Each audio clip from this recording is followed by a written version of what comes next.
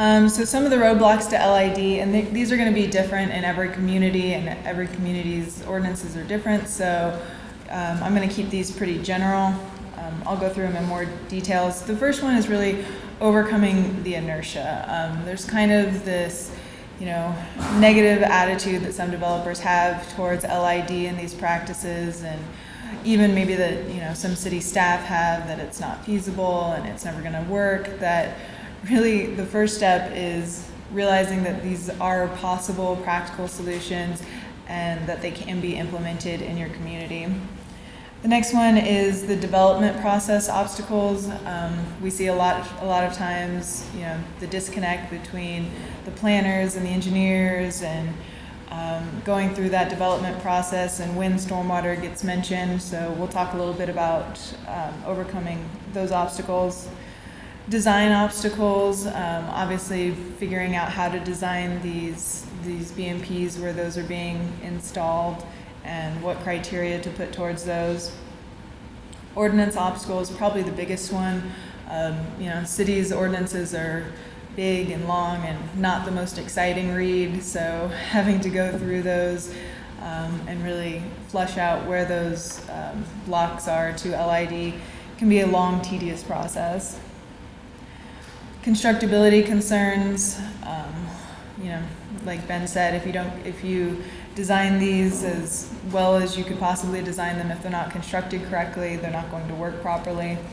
And then maintenance and inspection concerns. So overcoming inertia. One of the main things we hear when we talk about LID is this is going to cost too much.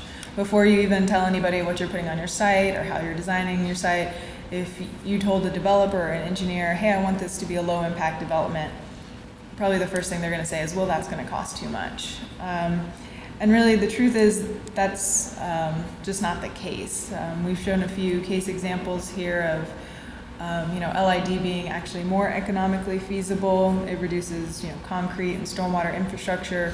Also, if you look at the long-term cost benefits, and really just making your site more holistic and taking that detention pond and kind of spreading it out across your site in smaller devices. The next one we hear is it won't work in this region. People like to blame our C&D soils quite a bit for why this would never work in the North Texas region, but again, in reality, it already has. We're already putting in these measures on Merritt Road, in Razor Ranch. There's multiple other sites in Denton that I know of where they've put in bioretention ponds. And when you're talking about LID features and just reducing impervious area, that works everywhere. If those C&D soils are what's natural, then that's great. If you reduce your impervious area over those, then it'll infiltrate just as much as it would have before the concrete was on there. So this is working in this region, and it's working really all over the country. And places where there might be more challenges behind it, there are solutions for those challenges. Things like using engineered soils underneath those features to help infiltrate. There's multiple different solutions to any problems that you might come across. This will scare off developers. That's another thing we hear quite often. If you, as a city, require any LID processes, or if you require any BMPs, or you're looking at water quality in any way, then you're worried that somebody's not going to develop in your site because it'll be easier to develop somewhere else.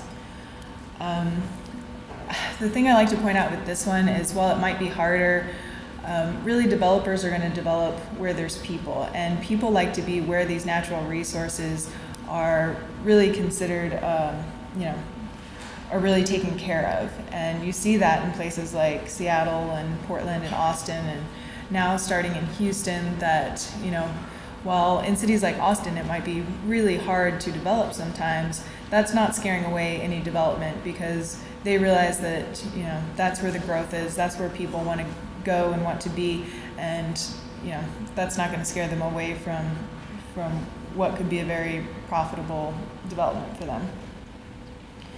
So the development process obstacles, biggest one is right now stormwater is an afterthought to developers. When you look on a site, you're not really trying to find out, where the stormwater is going and how you can best mimic those natural processes and any natural hydrology. You're really just thinking, all right, what's the extent that I have to clear and grade this site? How much is that going to cost? And maybe towards the very end, once your site's already planned out, you start thinking, okay, how am I going to get rid of this stormwater problem? It's a problem. It's not a resource. So really, to take care of this, you've got to start talking about stormwater as early as possible. I mentioned before that pre-development meeting. That's kind of where we like at least the beginning brainstorming about stormwater to happen. And kind of one of the bigger obstacles we see there is that in the pre-development meeting, it's typically just planners.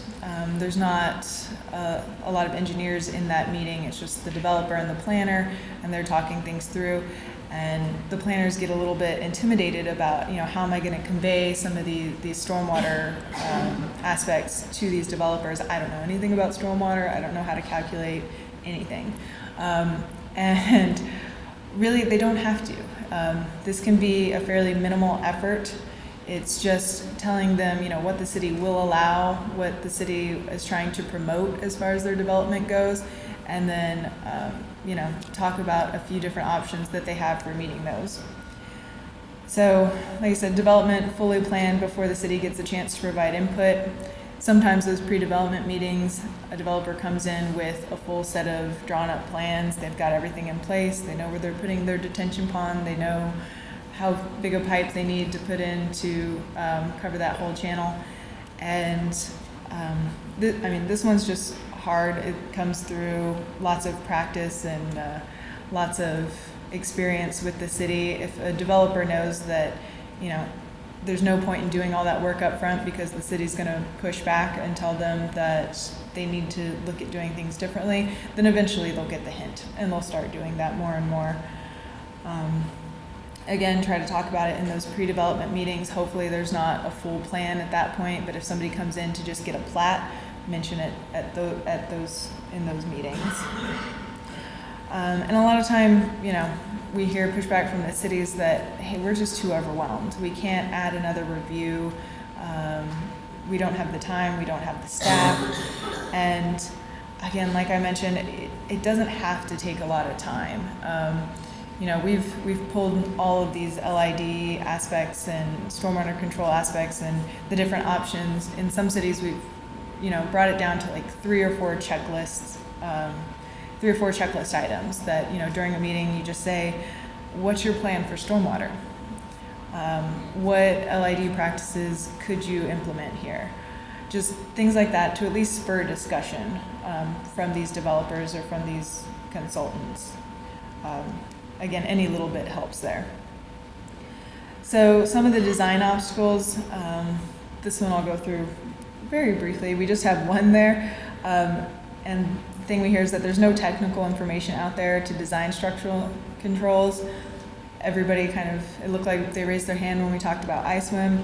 So it should be very obvious to everyone that, the iSWM manual does have all of these technical guidance in there for developing these controls. It's got all the equations, it's got examples. It's a really good resource. And in any case where you might find that you need more detail, then there's plenty of other resources out there that will show at the end of this presentation, websites that you can go to for additional information on how to design almost any of these. So the ordinance obstacles. These are probably the biggest hindrance and the most time consuming. A lot of what we find when we go to implement iSWM in these communities is that there are existing ordinances that have unintended blocks to LID. It wasn't their intention when they put these into the ordinance that they would prohibit LID development. It just kind of turns out that way. The biggest, where we see this the most frequently is landscaping ordinances, subdivision ordinances, and zoning ordinances, which are obviously really fun to read through and very thick, but it does take some time to cull through those and kind of pull out where these blocks are. One thing I will mention though is it is worth doing if you are trying to promote LID in your community. You really do need to go through this ordinance procedure, because if you just leave it up to variances, if you just tell a developer, hey, if you want to do this, just let us know and we'll grant a variance towards it, developers aren't going to do it. That's time out of their budget, and time is money, and they won't want to wait through a variance process to develop for LID purposes. So just really briefly, it's hard to kind of give exact, specific ordinance blocks that we see, because a lot of cities have different ordinances, but some of the more common ones we see are the curb requirements around landscape islands. This is normally found in your landscape ordinance, and it's kind of one of the most common ones. A lot of cities require that, first of all, a lot of cities require landscaped islands, either in their parking lots or, in development. And that's great. The only problem with those is there's usually a little note under there that says all landscaped islands must be have a 6-inch curb installed around them. Well, that would prohibit anybody from draining any of that runoff towards those landscaped areas, or installing any kind of bioretention or things like that. So something as small as putting a curb on a landscape island can really affect the outcome of what your site looks like and how efficient it's going to be. The next one, minimum road width requirements. Obviously, you're going to have to keep minimum road width requirements, but there are situations where they are wider than needed, and you can bring those down to try to save some of the pervious area in those locations. It will be noted that the biggest thing you're going to have to or biggest obstacle you'll have to come with changing that one is through the fire chief. You are going to have to talk to them and convince them, or have them drive their trucks around some smaller road width areas to show them that it is possible to maneuver in kind of smaller roadway widths. Minimum setback requirements is another one. In all the zoning ordinances, there's setback and frontage requirements. If you can get those down, then that helps with some of these LID features and implementing some of those as well. And I will note that sometimes you can ease into some of these changes by making them part of a planned unit development. So whereas you might not want them as part of your entire city requirements or ordinances, you can pick those areas where you do want to see more innovative practices put into place, and then make those a requirement as part of those planned unit developments. So constructability concerns, we hear a lot that there's no really standard specs or details for a lot of these BMPs, and really those can be found in quite a few other manuals. There's been talks with COG to try to develop some of those for the iSWM manual as well, but for right now, if you go look at, Portland, I know, is a really good source. Their manual has a lot of specifications and construction details on how to construct these BMPs. The success of structural controls relies heavily on correct construction, and that's true.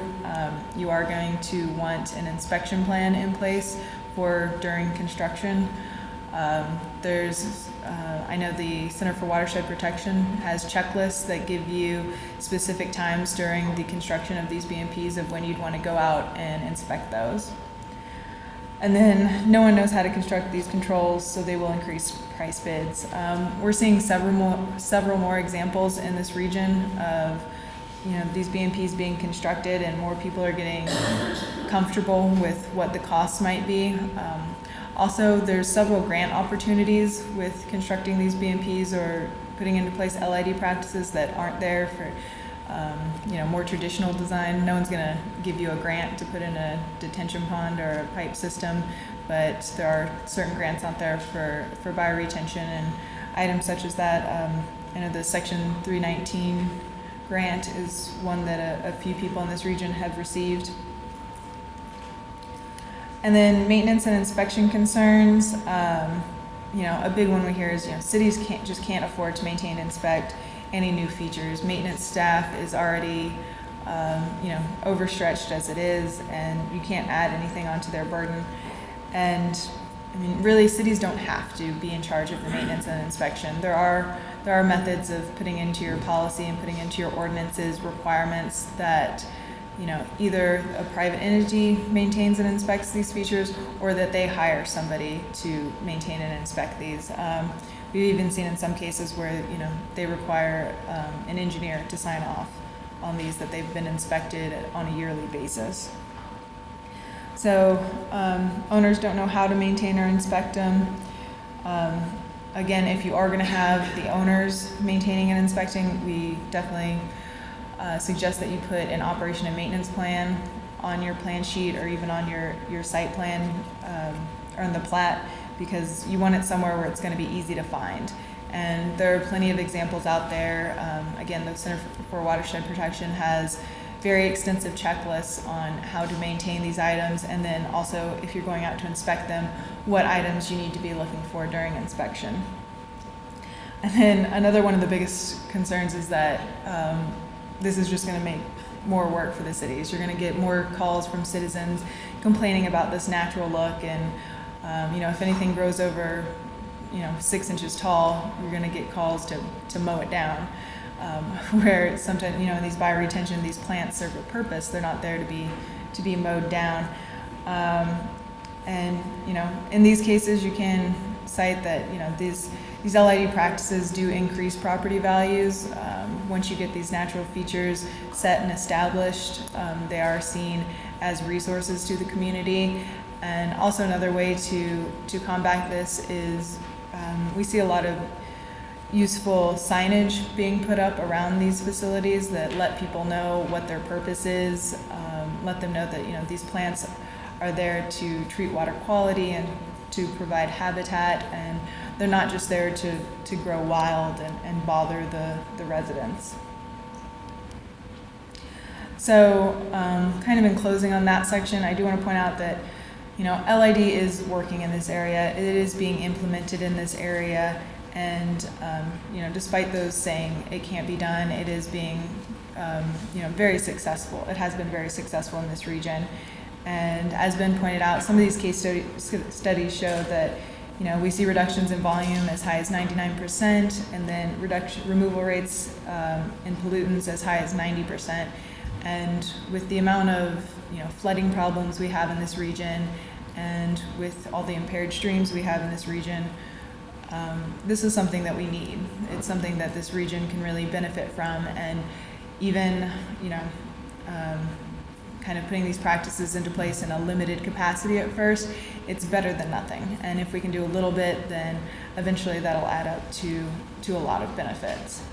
And down there are some more information for some sites just on LID. We've got the iSWM website, the Center for Watershed Protection website, and then there's also some additional ones, the LID Stormwater, lowimpactdevelopment.org, and then the EPA has quite a few references and useful information on their site as well.